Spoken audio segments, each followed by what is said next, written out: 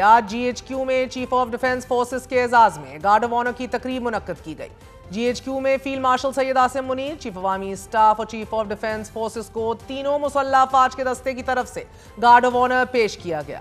مسلح افواج کے افسران سے خطاب کرتے ہوئے فیلڈ مارشل سید عاصم منیر کا کہنا تھا کہ بھارت کسی خود فریبی یا گمان کا شکار نہ رہے۔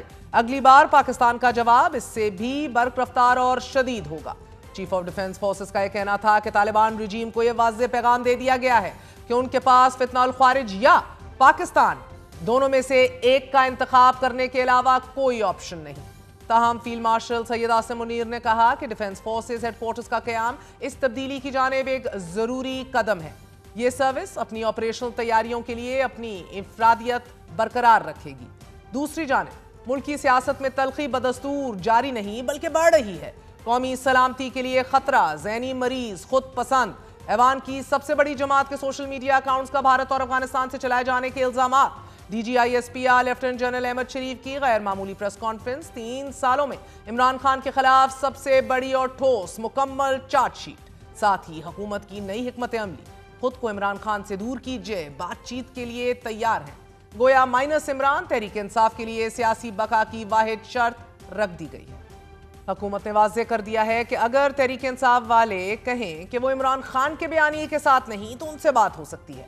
حکومت کا دو ٹوک موقف ہے کہ وزیر اعلیٰ خیبر پختونخوا اڈیالہ آئے تو انہیں واپس جانے کا کہہ دیا جائے گا، سہیل افریدی کو پہلے ناکے سے ہی واپس بھیج دیا جائے گا۔ عمران خان کی بہنیں آئیں تو ان کی گرفتاری کو بھی خارج الامکان قرار نہیں دیا جا سکتا۔ یہ لوگ ملکی سالمیت کو داؤ پر لگا رہے ہیں۔ جبکہ سینیٹر فیصل واڈا نے انکشاف کیا ہے کہ تحریک انصاف میں بھی الطاف حسین کی طرح -1 فارمولا ہوگا۔ اگر یہ -1 پر نہیں آتے تو پھر پوری پارٹی مائنس ہو جائے گی۔ اب سے کچھ دیر پہلے ایک اور چارج شیٹ عمران خان کے خلاف حکومتی اتحاد کی جانب سے دی گئی ہے۔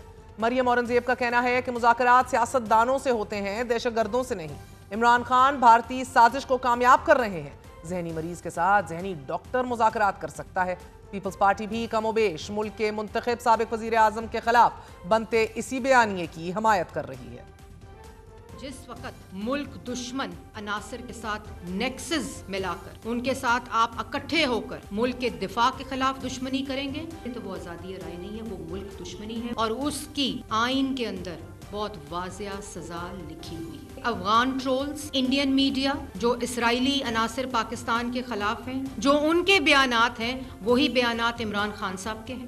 نہ آپ اس سے اپنے آپ کو ڈسٹنس کرتے ہیں، نہ آپ اس کو اون کرتے ہیں۔ یہ وہ فورن فنڈنگ بول رہی ہے جو بھارت اور اسرائیل سے لی ہوئی ہے، اور پھر کہتے ہو میں ملک دشمن اور قومی سلامتی تھریٹ نہیں ہوں۔ اور کیا ہوتا ہے قومی سلامتی تھریٹ؟ مذاکرات کریں۔ ایک ذہنی مریض کے ساتھ صرف ذہنی ڈاکٹر مذاکرات کر سکتے ہیں۔ یہ اب تفریق ہو چکی ہے، یہ لائن ڈرا ہو چکی ہے کہ کیا ملک دشمنی ہے، کیا قومی سلامتی کو تھریٹ ہے، اور کیا فریڈم آف ایکسپریشن یا سیاسی حق ہوتا ہے۔ اس کے اوپر زیرو ٹالرنس ہے۔ یہ اشاروں کا وقت نہیں ہے، بات بہت واضح ہے۔ غلیظ زبان، گندی زبان کسی ادارے کے لیے کسی کی زبان سے نکلی تو اس کو آئین کے مطابق نکلا جائے۔ پاکستان پیپلز پارٹی سمجھتی ہے جو بھارت جو ہے وہ آپ کے ملک کے ہمیشہ خلاف رہا ہے اور وہ پی ٹی آئی کو ماضی میں فنڈز بھی کرتا رہا ہے، تو اس ادھر جا کے آپ انٹرویوز دے رہے ہیں اپنے ملک کے خلاف، ملک کے اداروں کے خلاف، اس طریقے سے گھناؤنی سازشیں کرے گا، اس طریقے کے غیر ملکی میڈیا کے ذریعے یا غیر ملکی اپنے ہینڈلرز کے ذریعے یا لابیز کے ذریعے سازش کرے گا تو اس کی مذمت کریں گے۔ اہم نقطہ یہ ہے کہ تحریک انصاف کی قیادت 2.5 سال سے اڈیالہ جیل میں قید اپنے قائد کے سیاسی رہنمائی پر انحصار جاری رکھے گی، یا ساتھ سڑکوں کا رخ بھی کرے گی، اسمبلیوں سے استعفے بھی دے گی، یا پھر سابق وزیر اعظم کے خلاف اسٹیبلشمنٹ کے اب تک کے سخت ترین رد عمل کے بعد خود کو عمران خان سے علیحدہ کر لے گی۔ گزشتہ روز تحریک انصاف کے پشاور کے جلسے میں اہم ترین قرارداد منظور کی گئی۔ قرارداد میں اس منطق کو یکسر مسترد کیا گیا کہ سیاسی اختلاف رکھنے والوں کو قومی سلامتی کا خطرہ قرار دیا جائے۔ وزیر اعلیٰ سہیل افریدی کا کہنا ہے کہ عمران خان خیبر پختونخوا میں بھی ہے، پنجاب میں بھی ہے، سندھ میں بھی ہے، بلوچستان میں بھی ہے، کشمیر اور گلگت بلتستان میں بھی ہے۔ ان کا کہنا تھا کہ آزاد عدلیہ، آزاد میڈیا اور آئین کی بحالی کے لیے ہماری جدوجہد جاری رہے گی۔ جبکہ گورنر کے پی کے فیصل کریم کنڈی نے ایک بار پھر واضح کیا ہے کہ صوبائی حکومت اگر ریاست کو سپورٹ کرتی ہے تو ٹھیک ہے، وگرنہ مجبوراً گورنر راج لگے گا۔ عمران خان کی رہائی کے لیے جو ہے ڈی چوک یا دھرنا یا صوبہ بند کرنا یہ اس کا جو ہے وہ حل نہیں ہے۔ ان کا حل جو ہے وہ اپنی جو کرتوت ہے ان کی سزا بھگتیں گے، اور اس دفعہ اسلام آباد مارچ نہیں ہوگا۔ इस दफ़ा फिर उनके साथ जो है वो आंधी निपटा जाएगा। ये मार्च और ये सूबा बंद करना या वफाक को बंद करना, ये ड्रामे, ये चीज़ें नहीं चलेंगी। अगर वो यही रविश इख्तियार करेंगे, अगर बोलेंगे जी ऑपरेशन भी ना हो, फ़ौज भी चली जाए, सब कुछ ऐसे हो, तो फिर तो मैं समझता हूँ कि चीज़ें मुश्किल होती हैं। तो वो फिर गवर्नर राज ही होता है, फिर गवर्नर राज मजबूरी तौर पर लगाया जाता है। मुकम्मल तौर पर बदली हुई सियासी हैयत में सबसे अहम नुक्ता यह है कि कौमी सलामती के लिए ख़तरा और तहरीक इंसाफ के लिए खींची गई नई सुर्ख लकीर। DGISPR की प्रेस कॉन्फ्रेंस फौज और तहरीक इंसाफ के लिए क्या मायने रखती हैं? ताहम चेयरमैन बैरिस्टर गोहर अब भी समझते हैं कि एक दूसरे को तस्लीम करने और एतमाद का फुकदान ख़त्म करके ही इख्तलाफात कम किए जा सकते हैं। उनका ये मानना है कि मैं तमाम जमहूरियत पसंद कुव्वतों से अपील करता हूँ कि तनाव को कम करने में किरदार अदा करें, जमहूरियत के बारे में सोचें और अच्छा सोचें। इमरान खान एक बड़ी जमात के लीडर हैं, पाकिस्तान के 70% अवाम उनके साथ हैं, इमरान खान कभी माइनस नहीं हो सकते। दूसरी जानिब इलेक्शन कमीशन की तरफ से बैरिस्टर गोहर को ही चेयरमैन तस्लीम करने से इनकार कर दिया गया है। उनकी दरख्वास्त पर जवाब जारी किया गया है। इलेक्शन कमीशन का यह कहना है कि मौजूदा सूरत हाल में बैरिस्टर गोहर को तहरीक इंसाफ चेयरमैन तस्लीम नहीं किया जा सकता।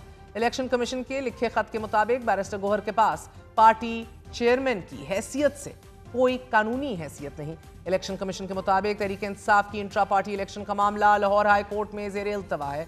इलेक्शन कमीशन ने खत में वाज़ेह किया है कि इंट्रा पार्टी इलेक्शन पर स्टे ऑर्डर के बायस फैसला नहीं हो सकता। सेनेटर्स तहरीक इंसाफ में शमूलियत का मामला भी इसी फैसले से जुड़ा हुआ है।